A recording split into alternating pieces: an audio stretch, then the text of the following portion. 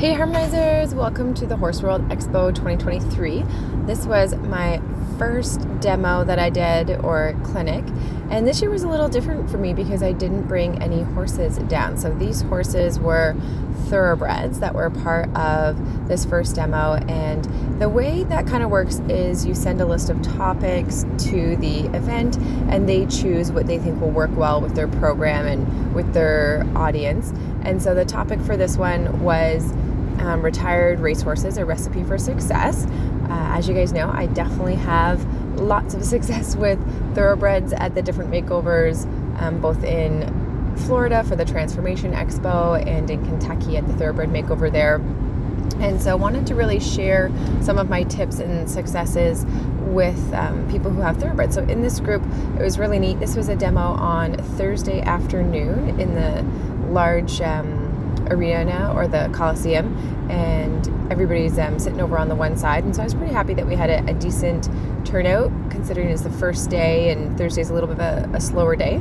And we had these 4 wonderful riders from Turning for Home, which is a thoroughbred adoption program where I actually got King through.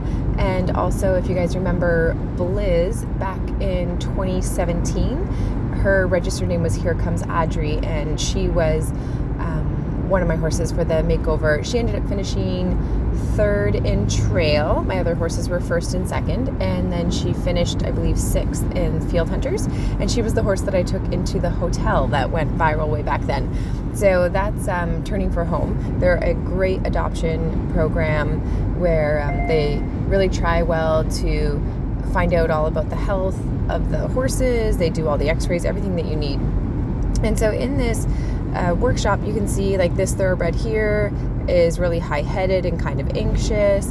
And my goal of the session was to help people relax as we went through and find that calm connection. So a big part of harmony horsemanship is finding calm connection.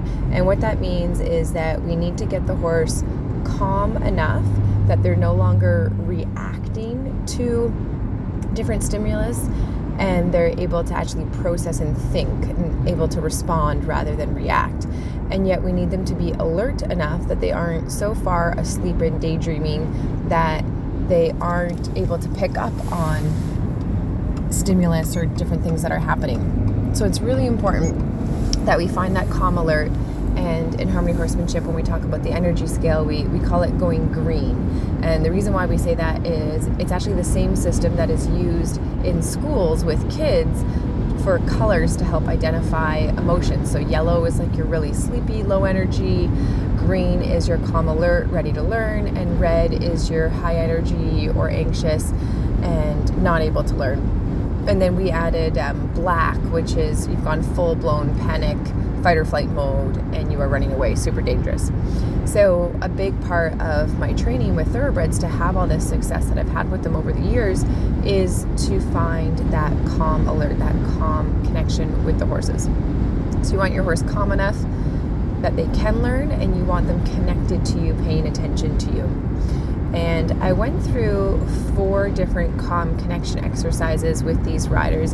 And in this group, there's quite a good mix here. So we've got the English rider that's on the left of the screen there. She, I believe, had less than 30 rides on this horse post-track. And this horse is pretty young too, I think, but less than 30 rides post-track. And is doing really, really well there, keeping her horse pretty calm. It was pretty chompy at the bit to start with. There's the eventer rider that I'm working with down there at the far end of the arena. And she competes her horse in eventing, and I believe she said she was doing training level, or was going training level this year, I think she said. So competing at a pretty high level, a pretty good level, doing some pretty demanding stuff with her horse.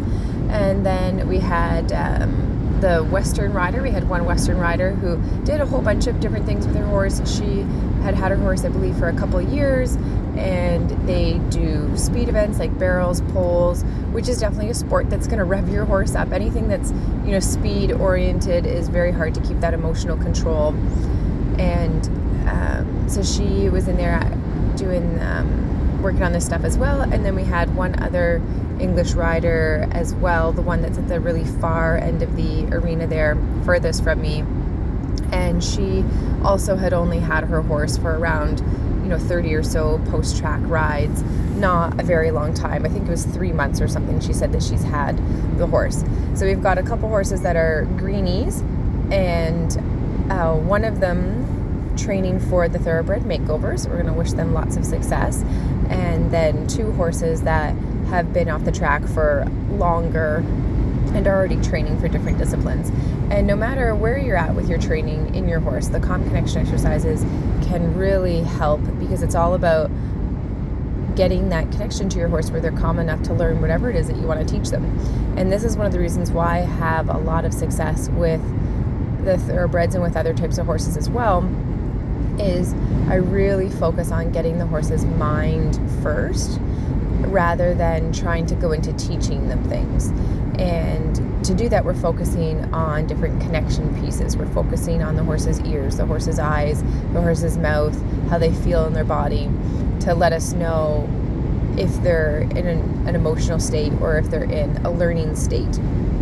And so as they were riding around in the beginning, we were noticing different things. I was pointing out different things like the high head, the chomping bit, the stiffness or straightness in the horse's bodies, just to point out little things that we wanted to try to improve as we went through the session.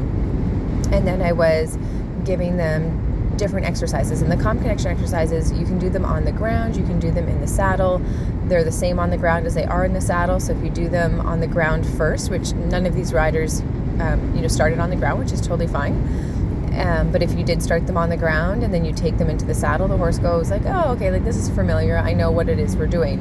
And it helps them relax even faster as well. And then the way you use these calm connection exercises is you can start with them as part of your warm-up, and then you can use them anytime you need them. If your horse gets distracted or anything like that, or they get tense during the ride, then you can go back to a calm connection exercise and resettle them.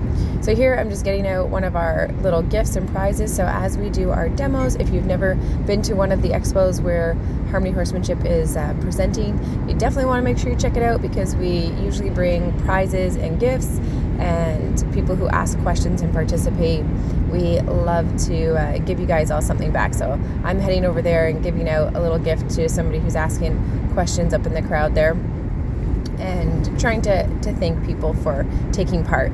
And this time we were giving out some of our Harmony Horsemanship booklets, which goes through all of the exercises. We had some stainless steel water bottles with the Harmony Horsemanship logo, and we had some treat pouches as well that we were giving out. So lots of goodies to share with people, which is fun. And then encouraging people to come back to our booth as well, where we've got the smart saddles and some more Harmony Horsemanship info, and of course our fusion halters too, which are super awesome. But so here they're working on some different exercises, taking through, and you can see as they're going around, the horses are starting to look a lot smoother and a lot calmer. Like this eventer here, her horse, it was interesting at the start of the demo, she's like, if you can get my horse to relax and be calm, specifically at the walk, she said, then you deserve like a medal or an award or something. She's like, it's not going to happen. This horse does not relax at the walk. And so this is a little clip of her trotting around, and the horse is getting quieter and quieter and softer in the mouth. And then there's at one point in one of the exercises where she's walking and the horse is like practically